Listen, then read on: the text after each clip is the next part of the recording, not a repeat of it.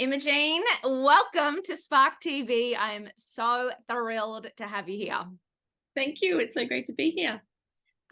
We have known each other now through the Spark community, so I'm so excited to share your story with our fabulous Spark people because it's really exciting. I love the variety of people we have on this show and the fabulous stories, and I know yours personally, so I want to share it with everyone. Let's just start by telling everyone who you are and what you do.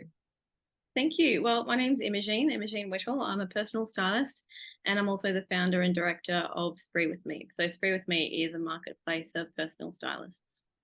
So cool. And so how did you Hmm. even get into being a stylist? Has you done this forever, or was this a Well, no, challenge, or no. tell I me? mean, I'm someone who once upon a time hit absolute dag mode, and I needed to pull myself out of that. It was Mm. after my second child. I just kind of looked in the mirror and did not recognize myself.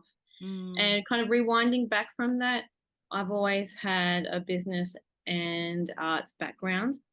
And along the way, I always knew that I wanted to have my own business. I just thought, one day I'll find the creative industry that really clicks with me. I've Mm. tried a few different things, and I can talk about that later. But personal styling, when I stumbled upon this industry, because I needed help for myself, just it clicked and it felt so me. So I was trying to find a personal stylist that resonated with me and my personal style.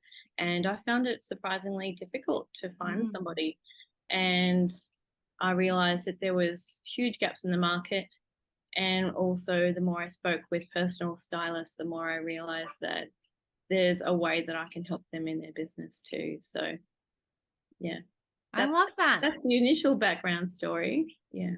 Yeah, and I do love that because oftentimes, it is our own problem that we build a business around. We kind of feel the initial pain and think, oh my God, I can actually do something about this. And that's kind of the spark that helps us start the business. Now, I'm very curious before we Mm, get into the current business stuff, tell me a bit about that background. So, what other yeah, sure. businesses did you have, or what's the arts background? I'm super keen on hearing that. Yeah, sure. So my first degree was business management, Japanese and PR as well. So after doing that, I lived in Japan for a bit, and then I worked in Accenture, like business consulting firm. So, Ah. and went down that route of being, yeah, the Corporate diva, corporate, corporate love. international HR, doing things like that. And that was Wow, that's good for cool. yeah. So I've got that background, but then after a while, I just didn't feel like me, and I could, I felt like I was having a quarter life crisis. I'm like, this is not who I want Mm. to be. So then I went back to university to study creative industries management. I was Oh, able to fast track that career, and so I was doing creative industries management. I was kind of interested in the music industry, so I was doing a bit of music as a sub major as well. And then went on student exchanges. Of course, after studying Japanese, after the first degree, I also worked in Japan for a bit. And then when I came back, um, yeah, I found my way into youth arts, and that was amazing for me. So I was um, worked my way up to manager of Young People in the Arts Australia, mhm. which was the national peak body for youth arts. And then from there, I was the creative director of Youth Arts Queensland, which was the Queensland Oh, peak body. cool. So that really felt like the peak of my That's career. huge. And Yeah. then I had kids and really had to change tack. And I started um, Nature Play Queensland as the marketing person, was there for a very long time and screw that, which felt, I had a marketing background as well. So that felt wonderful, especially while I was a mum, and helped to build that career. And Mm. after a while, I got burnt out and really wanted to do something that was just purely for myself, Mm. and did a huge deep dive into who I am, what are my skill set, what are my interests, and really curated an organization that felt like a sum of all my parts. I can Yes. honestly say that everything that I do in my business, I've done before in a different role. For example, when I help the personal stylists, I consider them like the artists that I was supporting when I was at Youth Arts Queensland, building their business career success and considering them as creatives. I love that so much because it's really funny. A lot of times people, hate their corporate jobs and want to start a business. And I totally get that. I, was one of those people. Yeah. But when you reflect on all of the experiences you've had in life, I do love that you can draw on all of them. Like, no, I feel like no experience is a waste. You can Yeah, always, absolutely. Absolutely. You might yeah, have organizations that it didn't feel like the right fit for you, but you can still have taken, like, for example, I worked in one recruitment agency in Brisbane. That was just not good. But you know what? I learned a lot about what to do and what not to do in business and how to recruit amazing people. And mm, that's the kind of skill set that still stays with me. So there's no regrets, there's just a different always something you path can and take. journey. Yeah, yeah. Oh, that is so good. I love that. So when you went out to the market and you were looking for a Yeah. personal stylist for yourself and was struggling and decided to take the leap into business, did you have to then study styling or like how did that work?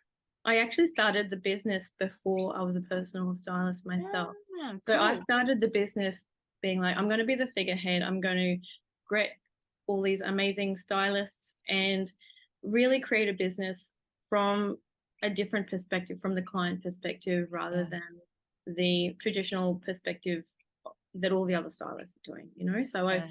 because personal styling, I really wanted to change the way it's seen. I think Mm, till now it's really been something of an elite service and something that's just for the rich or celebrities, and I'm really trying to change that perspective. So yeah. I felt confident going against the grain of the way things are done traditionally. So again, starting the business before I was a personal stylist, got a great team on board, worked out the correct processes and Mm, ways to set up the business.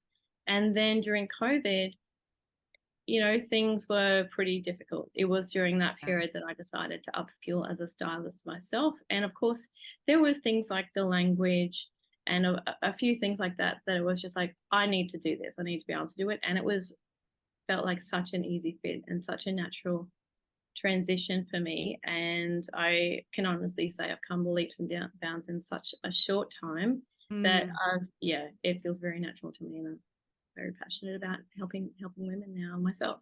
Well, I love that because you're right. When it's the right fit, it Mm. is easy, like it does, you do tend to pick things up faster, want to learn more, want to expand your skills when it kind of is that alignment into what you're, yeah, super passionate about. Yeah, I mean, it was always something that I had a natural inclination in. I was always expressing myself really creatively through the way I dressed. And like I Mm, said, I lost that. And I think that the way you dress and style and fashion should really just be a tool for self-expression anyway. So that's the kind of thing that I'm trying to share. And by losing my style, it was more so that I lost part of my self-identity by just, yeah. giving myself so much to the journey of motherhood and family and yada yada. So yeah. I mean, I think that's actually a really nice thing to expand on. So, and I love your point around personal styling is not just for celebrities. It's not just for the rich and famous. It's not just for the elite. Um, Yeah. and then marry that with what you just said around it is a way for us to express who we are. So, who should get a personal stylist? Everyone. Honestly, the most unassuming people use personal styling or use personal stylists, and I think it's fantastic. It's people who hate shopping, people who love Mm, shopping, people who have nothing in their wardrobe, people who have too much in their wardrobe. There's how can you say often it's people who have some kind of transition in life, mm, whatever that is. It could be something as simple as a new job or their daughter's getting married and they want to have a special outfit for those things. But it could also be, you know, coming out the other side of my children are now in school or my children are now in high school and I'm mm. hitting that new phase in life. or I'm, Just you got a know, divorce. I've just been divorced and exactly, I don't out know of who a I am. relationship. I've just lost a whole lot of weight. Like whatever it is, people Mm, have these transitions, or they just they don't have to, but it's when people know that they're ready to reach out for help, we're here. yeah. And I figure that personal styling is going to become one of those services that is going to be more and more in demand. And I really, really hope it is for Mm, the purpose that it is helping people, or women more specifically. We service, it can help anyone. But I think there's such a societal expectation that we should know how to do these things already, mm, right? And mm. there's so much external pressure, but it's not about hitting those expectations. It's about just feeling good in what you Mm, wear. But like using a personal trainer or using a beautician, these are services that are now, mm. we take for granted that we can ask for help and use that help. But styling is also like personal trainer but you're actually like a personal trainer, but you only have to use it maybe once or twice a year to look Yeah. good. Look good. Bonus, I'm in, but I don't have to see a personal trainer every day. I do love that. It's such an Yeah. interesting thought that, yeah, that we are expected just to know what looks good on us or what's in fashion or how it represents what we do or who we are. Like, how the hell would we know that? We're never taught anything like that. Right, honestly, and what we've fed through things like magazines, if you're looking, that's the trends. That's what's hot, what's not. That's not Mm. style. And what Mm. suits your Yes. personality, your body shape, your coloring, who you want to be, what are your life goals, all that kind of thing.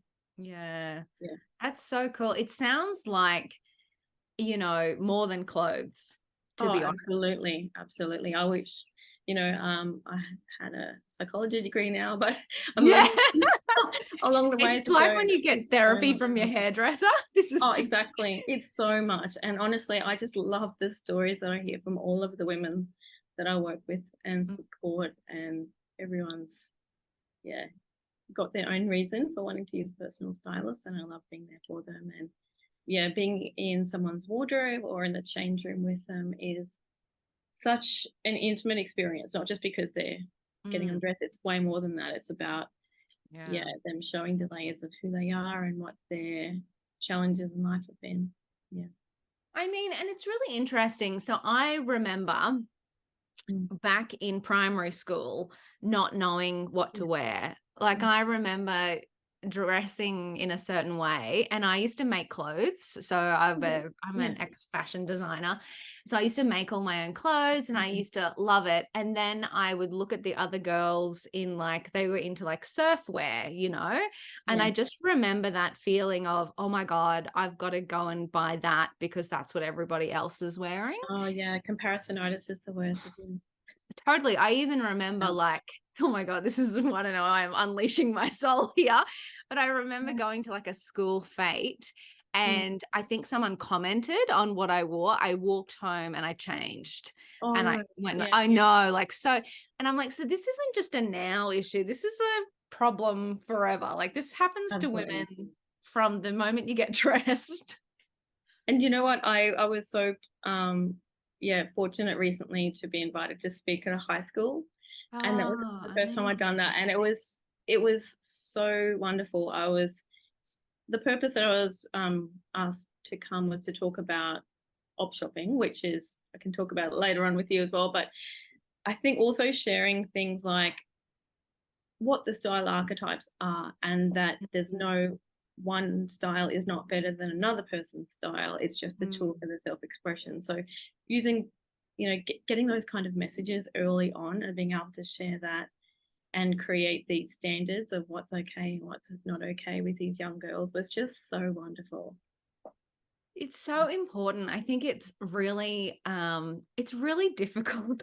And look, I'm sure it's difficult for men too, but this is a woman's podcast, so I'm just going to go there.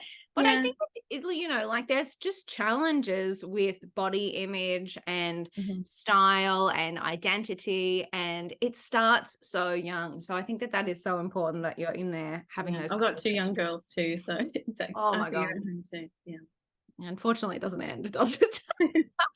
No, okay. Anyway, I could rant on about that all day. So let's Yeah. switch it up to business. So talk to me Okay. about when you decided to then create the platform for other stylists. So you decided Yeah. I'm going to go in and solve problems for stylists. Yeah. What was it like going from, being an employee to then starting your own business in a new industry? How did that feel for you? How Were did it feel? you, It felt super exciting just being yeah? able to make the decisions, make the calls, be brave, just pick up the phone and talk to people. And yeah, I absolutely loved it. And I thrive, I think, doing my own thing. Yeah. That is so cool. Mm. Plenty of learnings along the way, I'm sure. Absolutely. Absolutely. There's been so many hurdles of and learnings but I really don't get too hung up on the things that went wrong, like I said about Mm. even just other work environments I've been in. They're all just learning opportunities, really. It's like nothing particularly bad happened. It's just, okay, well, next time I'll do it better and bigger, you know? Yeah, I love that. I think you've got to have that attitude. I don't Mm. think, if there's one thing I've learned over the last, decade plus in business is that things don't always go to plan, but that's not bad. Sometimes it happens for the better and sometimes it happens for the lesson. So I love that attitude of just take the learning or, it's all good. I think so. Yeah. You're very zen in business. I love this. I'm a bit of an optimist, or maybe, yeah.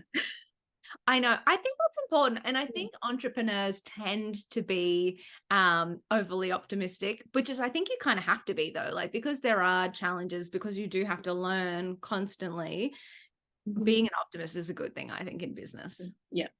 Yeah. And I think it's so easy, there's lots of narrative around, especially on Instagram, about business is hard, economic crisis, blah, blah, blah. So I think actually being Mm. an optimist in business is so important because you do sometimes have to put the blinkers on and kind of go, no, I'm actually solving a real problem here. People get value out of what I'm doing. I'm creating an impact. I will keep going.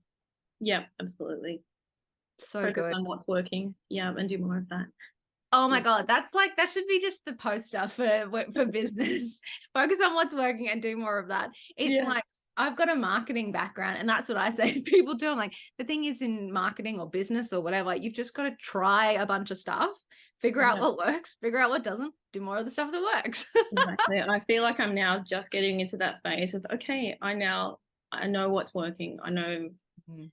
yeah, I've got the style trails, I've got um the styling, I've got the stylists and just kind of and the models, the processes. But it's taken a long way of trial and error. Like I said, I'm creating something completely new that hasn't Mhm. really existed. And of course, styling has, but the model of how I'm doing it. Um, yeah, but the style trails are something that's very new, and that's been really interesting to So, what are the style create. trails? Tell me about that. So they're a shopping tour with a personal stylist as your guide. Cool. So they're in Brisbane and in Melbourne. Nice. So it's like a curated tour for about up to 6 people. So usually friends or family. So it can be either people who are, say, in Brisbane and they're celebrating like a birthday party together, or people who are Oh, traveling cool. to Brisbane.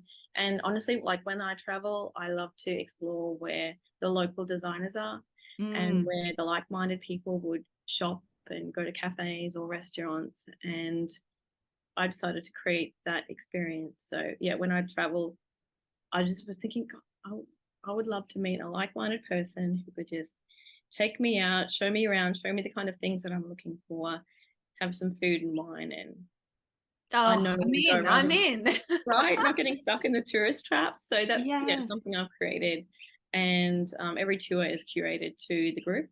But yeah, that has been a big journey in combining fashion, styling, and all the boutiques with tourism as well. So now I'm really very heavily involved in the tourism industry too. Wow, that is Yeah, awesome. yeah, and it's quite a new thing that I've just done an international trade ready program. So now working with the international travelers as well. Oh my God, I love that. Yeah, so And I that's what I'm just, saying. It's new. yeah, that's awesome. And it's so, I love this conversation because I think if you said I'm a personal stylist or I'm in the personal styling industry, someone might have a preconceived idea of what that means. Yeah. And I absolutely love that you are just saying, what is actually the opportunity in this industry? What's missing? What do Yeah. people actually crave as customers or consumers? And doing it completely differently and building a business model around solving those problems. I think this Yeah, is exactly. so cool. And when I started it, of course, I had this concept and then COVID happened. So creating a tourism product during COVID just Oh, felt yes. ridiculous, right? But after that, I had everything ready and set to go. So, Mm. and I'm being told time and time again that it's filling a gap and a need in the industry now, which is wonderful. So I'm getting a lot of interest from things like the Tourism Queensland and Vita. So it's been useful. It's so cool. And I even think about as a local how important it would be. So I fall into the camp of hating shopping. Uh, So I don't like spending all day exploring places that I don't want to look at. yeah, So yeah, even as a local, I think it'd be such a cool idea to go on one of these tours with friends or family, whatever you felt comfortable with, and actually just get a shortcut. Like, okay, this is your style, this is what you want to explore. Let's take you out and we'll show you where to go. Like, I actually think as a local, it's such a cool idea as well. yeah, yeah. It's a lot of fun. It really is. Oh, fashion faux pas. Can we cut that Oh out? my God, that's so no, because it's so funny. We can and we like, but just for everyone not watching the video, we've had a Oh little audio no, malfunction. Oh I no. don't know where It's the such back is now. No. Oh well, I'll just take the other one out. perfect. Perfect. Oh, so good. Whoops. So, do you think that reflecting on your time in business, there's Yeah. been some kind of secret to your business growth? Any kind of wisdom you could impart with us Spark women? I wish there was one big secret, but I can share with you a few little secrets. I think Yes. number one is having a really big vision and being able to see the bigger picture of where you want to go rather than getting just stuck in the day to day. Just really to keep your eyes on that big prize Mm, of where you want it to be. And I think also understanding business and how you can work B2B as well, rather than just the next client, the next customer, the next individual, which yeah. is, I think, been quite useful for Spree with me being a business. It means that we can create more by Mm. leaning on each other as myself and the stylists and create more opportunities by working together. So that's been a big thing. And also making sure that the team that we're working with is a perfect fit. So because what we're doing is a little bit unconventional in terms of what the stylists are doing, people who are open to collaboration, people who are willing to do things might potentially slightly differently to the way that they might have been traditionally taught. And there's no right or wrong way to do things. Mm. It's like however you can support a client in business is the right way to do things. But if I think if people are open minded to sharing ideas, being flexible to whatever needs to happen, and not being competitive, like being um, like celebrating each other's successes in business when you're working as a team, when um, we're all contractors at the end of the day, really working side by side and supporting each other. Mm. So as long as we can be open and collaborative. And that's just what came to my mind while you're talking. I was like, it's the idea of collaboration over competition, but like at Yeah, all yeah. levels. So, like you said, Mhm. amongst your team, with other businesses, like, and I love that. That's awesome. Yeah, and I really honestly think that all stylists are welcome to join Spree with me, just as Mm. long as we're All on the open same minded. journey. No, no, that's the dream. That's the dream across Australia. I love that. And I love your Yeah, big vision comment too. I think, why not dream big? Why not? why not? Yeah. Ah, Things have been like doing continue learning. So I've done mm, mentorships, of course, working with yourself and doing other just mm, lifelong learning has been really, really useful for myself. Partnerships has been a huge thing. And when you connect with them, just say yes and work it out later. I've Yes. done a lot of I love that philosophy. that. And also taking Google seriously, like on a very like practical level. That has been something that has really, really helped me. Just working out the SEO, the analytics, all of that. Yes. That's important when getting clients. Yeah. You know, it's so true. We do live in a time where you can Google anything and someone's probably created a video or a blog about it. So, Yeah. how lucky are we that if you've got a problem, you can probably find the answer on the internet? Exactly. Exactly. I mean, you can do advertising about personal styling, but it's until someone actually decides that they want it that they're going to Yes. look for it. Yeah, And then if totally. you advertise, people might go, oh, okay, that sounds great. I might do that in 6 months, a Mm. year, or I might buy a After gift that big voucher. milestone. But yeah, Mm. So good. I love it so much. So what's next for you? What's coming up for Spree with Me or the styling? Tell me everything. great. So we've just had a few new people join Spear with me, which is wonderful. One of the stylists is Chinese Australian, so we're looking to connect with China for incoming travel for the style trails, which is great. We're also going to expand to new locations. So Gold Coast is next. And yeah, across Australia, definitely want to go to different locations. But I'm really looking to partner more for the style trails with more hotels and travel agents. Yep. And also for just individual styling with the shopping centres, gyms and personal trainers, I think would be great too. So just creating a bigger network of stylists and other organizations around us too. That's so cool. I didn't think of Mm. that, but that's such a great marketing strategy, like think about where the people are. So hotels, gyms, and creating partnerships with those people to obviously, send people your way. I think that's genius. Oh, thank you. Well, yeah, of course. And I Trust. want to, I say, of course, I said that wrong, but of course, getting the balance of the supply and demand is always there. So just making sure as well that customers know that we exist. So good. I love that. I love that so much. Okay, we could talk all day, but let's wrap up with our audience obviously is the incredible Spark community, women in Yeah. business. Would there be any, reflecting on your time in business, would Yeah. there be any pieces of advice that you would pass on to other amazing women in business? Yeah, sure. I've got a few. I think the first one would be to get connected with other people. So again, whether it's like with Spark or whether it's like with myself, if you're a personal stylist, you don't have to do it alone. And I think another thing is to, like I said already, think big and be flexible and follow what works. And everyone will have an opinion on what you're doing.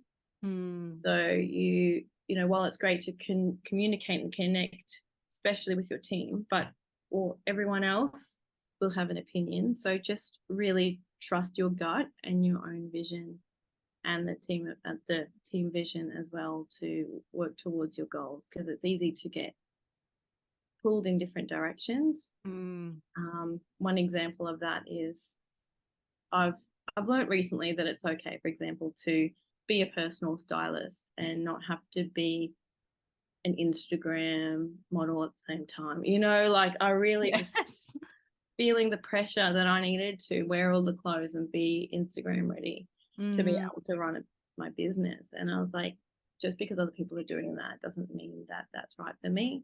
Yeah. And what does feel right for me is doing things that are unexpected and unusual, like the style trails, like op shop styling. Yes. Like saying that personal styling isn't for the rich and celebrities, which is a different way to what it's been in the past. So yeah, following gut and doing what feels right to you. That's so cool because you're right. It is interesting, like feeling the pressure, especially in your industry, to be that Instagram model is also probably putting off a lot of people. Like if I looked at an Instagram model, I'd be like, well, I don't want to look like her. I want somebody that's going to make me feel comfortable, someone that's relatable, someone that knows, how to get the most out of our session. Like it is interesting, like you're probably actually attracting better clients and more clients because you are showing up authentically. And it feels good to be able to be authentic. And the more I am, the more I get the right kind of client. And there's no wrong client, but it's just that Mm. people see you and they see exactly who you are and they think, I resonate with you because, and Yes. they want to be able to make that link rather than it being a smoke and mirrors industry where Mm. you can't really feel a personality behind the website or behind the words. Yeah. Yeah, The I love pictures. that. So good. Hmm. You are absolutely incredible. Any last pieces of advice, or should we wrap it there? Um, I didn't want to cut you off. no, I could keep talking as well, but I'll keep it there. I've just, yeah, had a blast. Thank you for allowing me to share my story with you So and good. words of wisdom. And I've loved listening to your other Spark TV podcast as well. So So good. No, and I know that everyone dialing into this episode, tuning into this episode would have gotten a lot of value. So thank you so much for being here and sharing your wisdom and your experience. I'm very grateful. thank you. Gorgeous to chat with you.